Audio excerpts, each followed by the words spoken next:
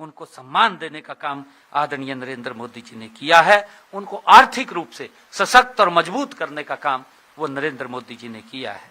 और इसी प्रकार हम सब जानते हैं आदरणीय प्रधानमंत्री जी ने मुद्रा बैंक योजना, स्टैंड अप इंडिया, महिलाओं को स्वयं रोजगार और उद्यमिता की नई राह दिखाने का काम आदरणीय नरेंद्र मोदी जी ने किया है।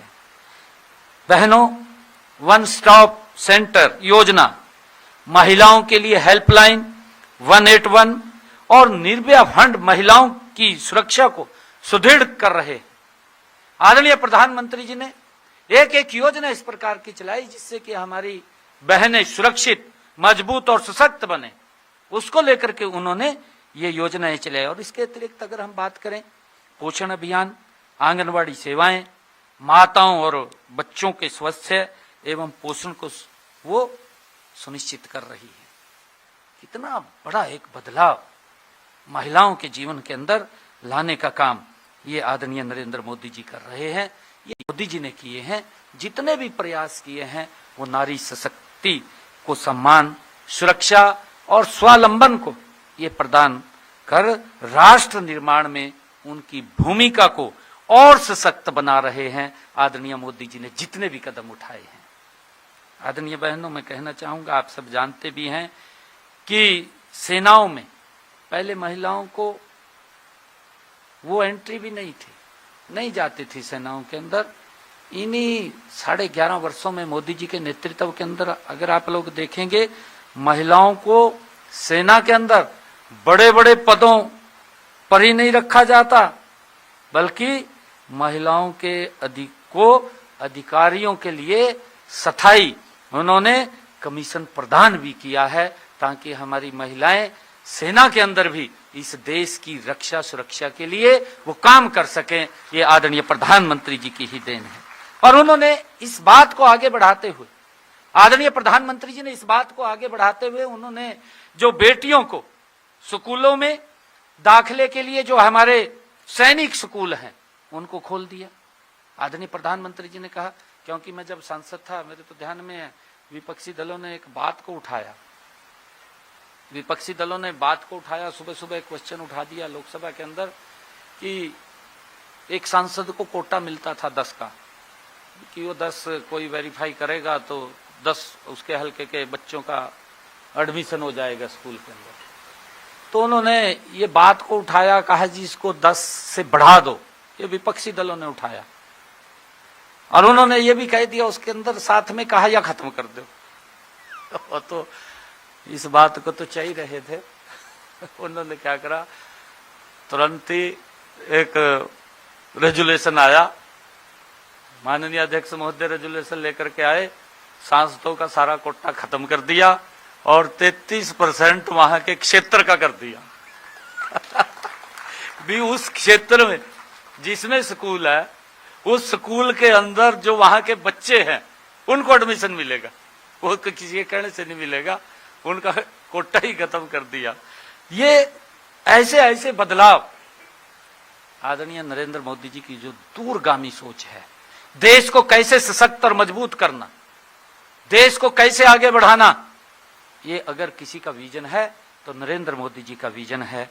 और मुझे खुशी है कि जब ये दाखिले सैनिक स्कूलों में हुए, इसके बाद हमारे सशस्त्र बलों ने एनडीए में महिलाओं के लिए प्रवेश भी खोल दिया है। आज एनडीए के अंदर भी हमारी बेटियां उसके अंदर दाखिला ले रही हैं। हमें गर्व है कि आज दुनिया भर में सबसे ज्यादा महिला पायलट अगर कहीं हैं तो भारत के अंदर हैं। हमारी बेटियां आज राफेल जैसा जहाज आज उड़ाने का साहस अगर कोई रख रही है तो हमारी बेटियां हैं। और उसके पीछे की जो ताकत है वो नरेंद्र मोदी जी है, क्योंकि उन्होंने उसको आगे बढ़ाया है। ये बड़ा कारण है। मुझे खुशी है इस बात की। हम सब जानते भी हैं, चंद्रयान जब साउथ पोल के ऊपर हमारा चंद्रयान का जो मिशन को सफल बनाने के लिए हमारी 100 से अधिक बहनों ने उसमें महत्वपूर्ण भूमिका निभाई है। और हम सब ये भी जानते हैं कि जब ऑपरेशन सिंदूर हुआ है, ऑपरेशन सिंदूर के अंदर भी आदरणीय नरेंद्र मोदी जी ने कर्नल सोफिया कुरैशी और विंग कमांडर व्योमिका सिंह की भूमिका भी पूरे देश ने नहीं, पूरे विश्व ने उनको देखा है, पूरे विश्व ने देखा है। आदरणीय बहनों, इससे साफ जाहिर होता है कि आपको जब भी अवसर दिया गया, आपने स्वयं को साबित करने का काम किया है। जब भी महिलाओं को अवसर मिला है तो उन्होंने अपने आप को साबित किया है। ये हमारे लिए गर्व की बात है। मैं एक और बात बताना चाहूंगा, विज्ञान और तकनीक जैसे क्षेत्र महिलाओं के लिए नहीं माने जाते थे, ये हम सब जानते हैं। विज्ञान और तकनीक में बेटियां नहीं जाती थी, उनके लिए था कि पुरुष ही जाएगा, लड़का ही जाएगा। लेकिन मुझे गर्व है इस बात का कि आज IIT में दाखिला लेने वाली बेटियों की संख्या वो 2 गुना हुई है इन 11.5 वर्षों के अंदर। और 2016 से पहले केवल 8% बेटियां ही दाखिला लेती थी, अब उनकी संख्या बढ़कर के 20% हो गई है। ये वातावरण देने का काम ये नरेंद्र मोदी जी ने किया है।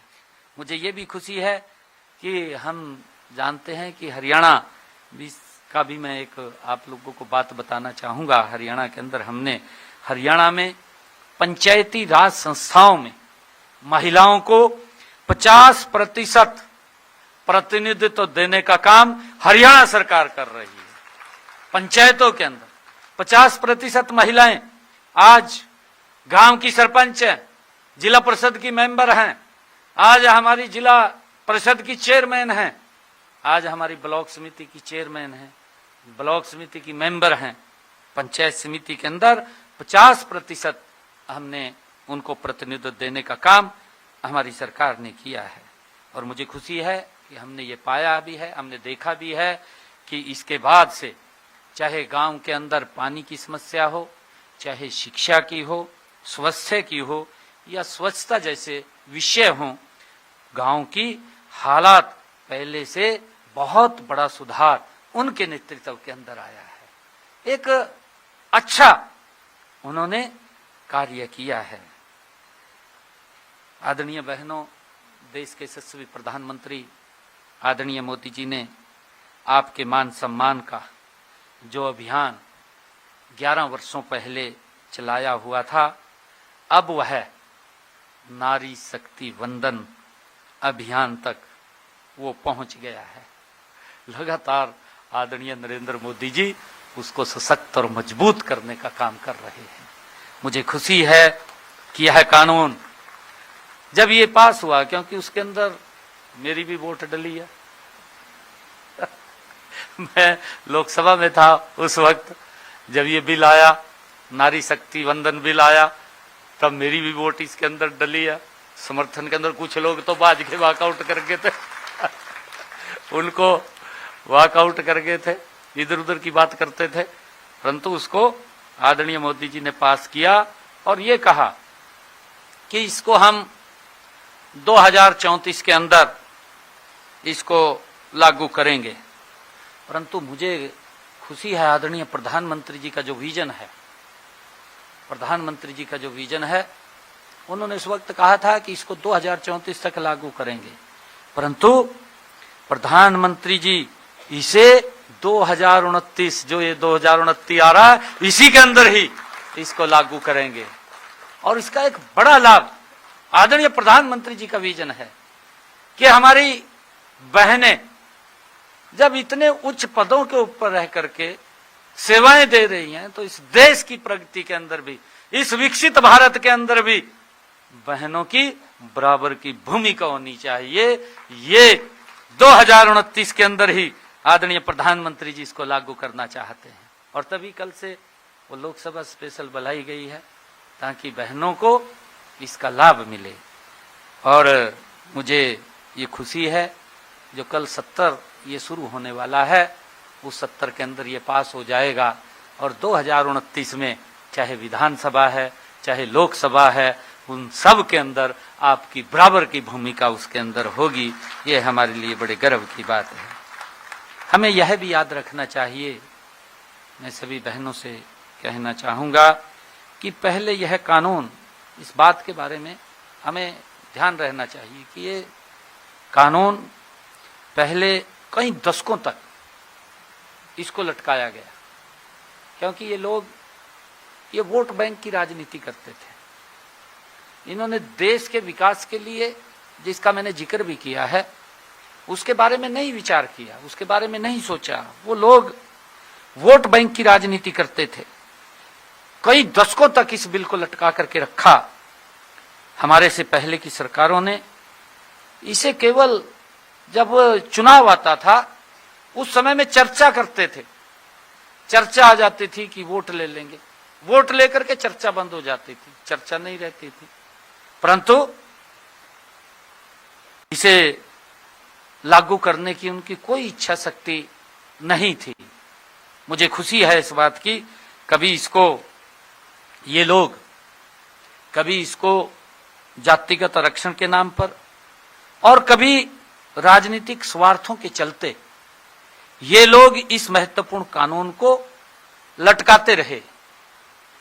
लेकिन देश के यशस्वी प्रधानमंत्री आदरणीय नरेंद्र मोदी जी ने इस विषय को केवल राजनीति का मुद्दा नहीं बनाया, बल्कि इसे राष्ट्र निर्माण का आधार बनाया है।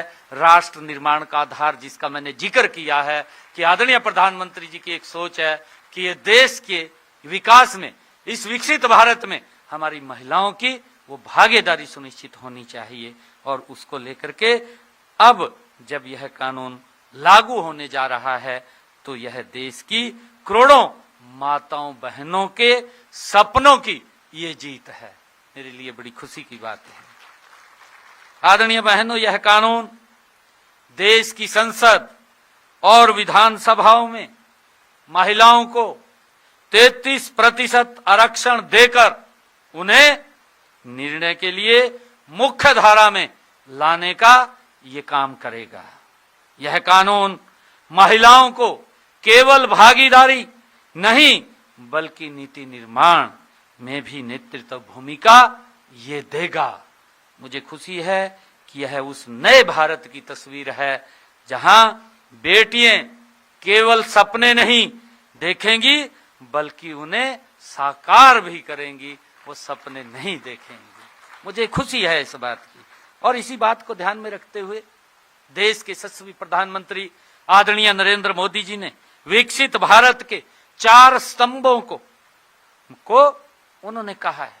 उन्होंने अपने वक्तव्य में एक दिन कहा था कि अगर इस भारत को विकसित भारत बनाना है तो हमें 4 स्तंभों के ऊपर काम करना पड़ेगा। उसने पहला जो कहा था, युवा हमारा है और हमारा किसान है, हमारा गरीब है और चौथा हमारा महिला है। मुझे खुशी है कि स्तंभ को कितना मजबूत करने का काम आदरणीय नरेंद्र मोदी जी ने किया है। उनका जो संकल्प है, आदरणीय प्रधानमंत्री जी का जो संकल्प है विकसित भारत, ये रास्ता विकसित भारत का ये यहीं से होकर के जाएगा, ये कहीं और से नहीं जा रहा है, ये इसी से जाएगा। मुझे खुशी है हरियाणा में हमारी डबल इंजन की सरकार काम कर रही है। मैं बताना चाहूंगा हरियाणा में डबल इंजन की सरकार आपको आर्थिक, सामाजिक और राजनीतिक रूप से मजबूत बनाने के लिए निरंतर हमारी सरकार काम कर रही है। हमने चाहे लखपति दीदी हो, चाहे ड्रोन दीदी हो जैसी योजनाओं में आपको अपने पैरों पर खड़ा करने का कोशिश लगातार हमारी सरकार कर रही है। हमने लखपति दीदी बनाने के लिए हरियाणा के अंदर 5 लाख का टारगेट हमने लिया और मुझे खुशी है बताते हुए कि अब तक हमने 1,41,000 बहनों को लखपति दीदी बनाने का काम हमारी सरकार ने किया है। और इसी प्रकार मैं बताना चाहूंगा देश के यशस्वी प्रधानमंत्री आदरणीय नरेंद्र मोदी जी ने प्रधानमंत्री मातृत्व वंदन योजना के अंतर्गत प्रदेश की लाखों माताओं को आर्थिक सहायता प्रदान की गई है। और मुझे खुशी है वहीं स्वयं सहायता समूह की हमारी जो बहनें हैं उनके माध्यम से लगभग 6,30,000 से अधिक महिलाओं को स्वयं रोजगार से जोड़ने का काम भी आदरणीय नरेंद्र मोदी जी और हमारी डबल इंजन सरकार ने किया है। और मुझे खुशी है बताते हुए कि महिलाओं को आर्थिक रूप से सशक्त और मजबूत, उनका सशक्तिकरण किस प्रकार से सरकार मोदी जी के नेतृत्व में कर रही है। हमने अभी विधानसभा के जो चुनाव थे उसके अंदर एक संकल्प लिया था कि महिलाओं को हम 2100 रुपए देंगे। मुझे खुशी है कि हमने मोदी जी के नेतृत्व में जब कोई संकल्प लेते हैं उसको पूरा करने का काम भी, उसकी गारंटी भी वो नरेंद्र मोदी है उसको पूरा करने की। हमने पहले ही बजट के अंदर मैंने 5,000 करोड़ रुपए का प्रावधान महिलाओं के लिए किया है और मुझे खुशी है इस बात की 5,000 करोड़ रुपए का हमने 2100 रुपया महिलाओं को देने की बात कही थी। लाडो लक्ष्मी योजना हमने हरियाणा के अंदर बनाई और मुझे खुशी है कि आज मैंने 1,038 करोड़ रुपया महिलाओं के खाते के अंदर हरियाणा में इस योजना के तहत पहुंचाने का काम हमारी सरकार ने किया है, उसको हमने लागू किया है। अब जब मेरा दूसरा बजट ये आया था उस बजट के अंदर मैंने इसको और बढ़ाने का काम किया है। 6500 करोड़ रुपए का मैंने इसके अंदर तो मुख्यमंत्री नायब सिंह सैनी को आप सुन रहे थे, जहां वो कार्यक्रम में शामिल हुए और जिस तरह से नारी शक्ति वंदन अधिनियम में संशोधन होकर उसे जल्दी लाने की तैयारियां की जा रही हैं, इसी कार्यक्रम में सीएम सैनी शामिल हुए और कहा कि मेरे लिए यहां पहुंचना गर्व की बात है, कन्या पूजन हमारी संस्कृति है। सीएम बोले पीएम मोदी ने माताओं बहनों को दिया सम्मान, बहनों को जनधन योजना का लाभ मिल रहा है।